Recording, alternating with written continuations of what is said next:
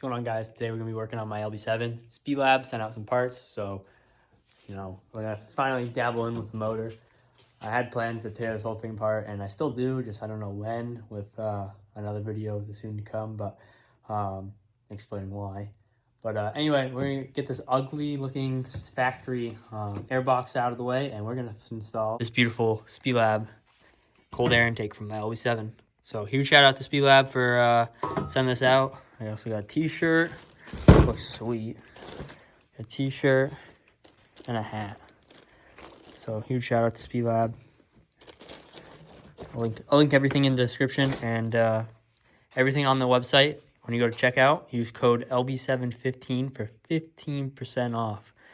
So yeah, go hit them up and see what you can find for your rig.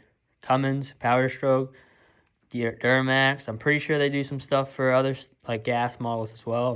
Can't quote me on that, but I'm pretty sure they specialize in a lot of the better known engines and whatnot. So go check them out and use code Lb7 for 15% off. Now for starters, I have no idea what I'm doing. I actually have never really even. No, I'm joking. So I don't think this should be too hard of a job.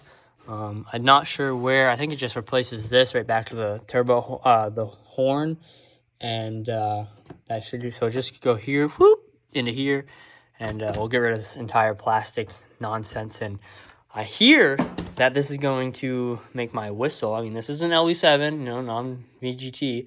I hear this should make the turbo a little whistly more, but who knows? I guess we'll find out. So what we're gonna do is we're gonna start by taking off the mass airflow sensor. Pop that out of the way. We're gonna need it, so hold on to it. And then you can pop, I don't think you have, yeah, there's a few tabs down here. You're gonna pop out those 4 screws, and there should be tabs underneath in the airbox itself. And then other than that, it should just be this clamp. You gotta unclamp this, and you got this little slider, and you slide that, and then the whole thing should just pop right off. It's literally as easy as that. It's like a 5-minute job. Not really, but it's it's one of those like super easy jobs. You know what I mean? So we're gonna get this all pulled out, and then I'll update you when we get it out. So I forgot to check in with you guys when I took this off. I mean, I can take it off. It's really not that hard, but it's just imagine without this, I guess. So you're just gonna be down to this little intake horn right here, and they send you a rubber grommet. Slide that on, tighten the close clamp they provide. They provide 3 in this kit. 2 for up here, and 1 for the air filter itself. So you're going to use the smaller ones that are in the bag. You're going to use those for here, and obviously use the bigger one for the up here. So it's going to sit in here like this, and this is looking insane already. I'm not going to lie. So you got this. I mean, just look at that. It just looks amazing. I can't even lie about this. So anyway, I'm learning as I go. I haven't gotten the sensor in yet. That's going to go right here. And then the little filter tester that usually is like right here. Yeah, I'll show you. This thing right. I guess this thing right here. I don't know why mine's broken. Tried getting a new one, just can't find one anywhere, I guess. But yeah, that thing that goes right there. They send you another rubber grommet that'll slide into, and this will go right on the back side, right here, right where my finger is. It's kind of hard I know you can't see it, but it's gonna be right there on that side. So put that there, and that'll stick right here, and then you're gonna mount your mass airflow sensor right there, and that'll be in there still. And then down here, all you gotta do is pull out 2 10 millimeters. I believe I have this right. There's gonna be a whole bunch of 10 millimeter bolts. Screw down the bracket that the old airbox sits on, and then you're gonna take that one for this one. This is a little shield. That one slides right under this. You pick it up, slides right under there, screw it down, just like that. And then this one over here is gonna go under this thing, and there's gonna be one right there and one right there, right there. I only have that one's broken. I don't know what happened there. Probably happened last winter when I tore this thing apart. So I can't get that one.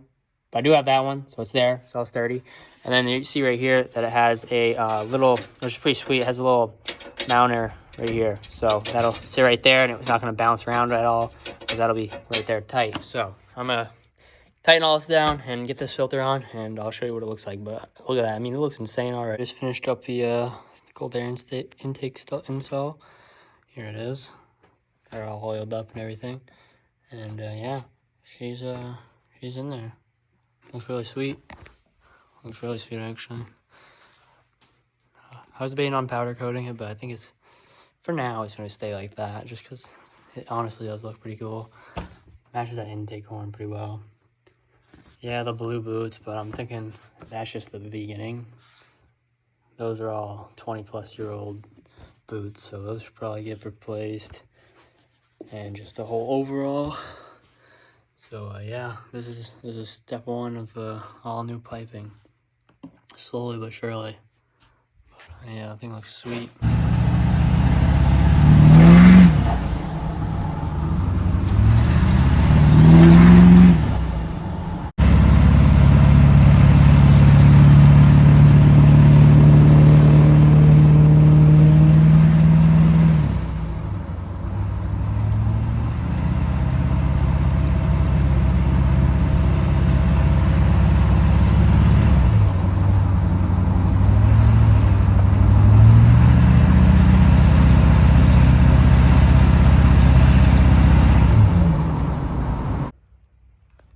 Well, that's a full install. I think sounds amazing.